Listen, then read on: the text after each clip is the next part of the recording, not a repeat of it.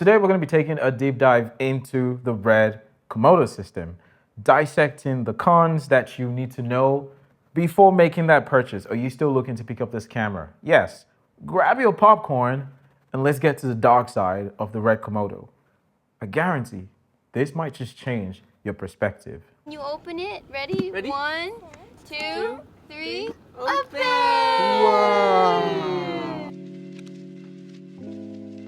While this camera is still a powerhouse in many aspects, you kind of need to be aware of the limitations that might be a deal breaker for you. So let's address the elephant in the room, the absence of a built-in ND filter. Yes, everybody talks about this.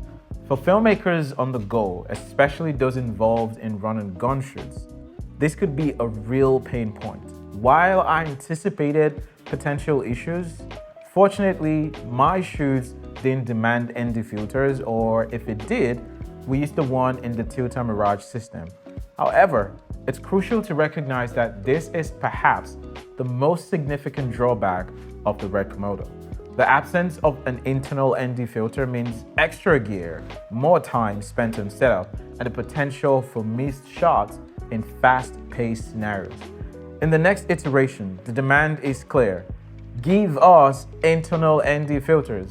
This would not only streamline the workflow, but also elevate the RED Komodo's appeal to filmmakers working in an unpredictable, dynamic environment. And I say that because there's no ND on the Komodo X. One shot, one opportunity to do everything you ever wanted. Another significant downside to the RED Komodo is the lack of XLR inputs for sound. Audio is half of the cinematic experience, and not having dedicated XLR inputs can be a major inconvenience. Now, while RED offers a separate adapter, the process of dealing with additional accessories, in essence, it becomes a problem. Filmmakers often find themselves juggling enough equipment on set, and the last thing we need is an extra piece to the puzzle. This omission not only adds to the cost, but also disrupts the streamlined nature that we want to have. Ideally, a camera of this caliber should seamlessly integrate essential audio features, reducing the need for external adapters. Now, let's talk about power consumption. The RED Komodo draws a significant amount of power. A surprising fact considering it lacks an LCD or viewfinder. A lot. Typically, cameras with power-intensive components like a high-resolution viewfinder or a large touchscreen justify their energy consumption. However, the Komodo's power hunger seems disproportionate to its feature set. This poses a challenge, especially for those engaged in extended shoots like interviews and weddings without easy access to power sources. While the camera's compact size and weight are sort of like an advantage, the substantial power draw is a considerable trade-off, and this is something you should consider. Finally, the conclusion on the RED Komodo.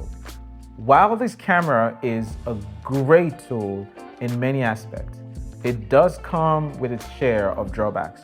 The absence of the built-in ND filter and XLR inputs can be quite limiting, particularly for filmmakers working in fast-paced, dynamic environments. The power consumption issue adds another layer of consideration, making it essential to plan for a lot of backup power during extended shoots. Understanding these cons is crucial for making an informed decision. So, does the Komodo still hold its ground despite all of these limitations?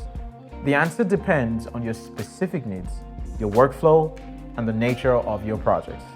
As technology evolves, we hope to see these concerns addressed in future iterations, maybe now that Nikon has bought them, making the RED Komodo an even more compelling choice for filmmakers worldwide.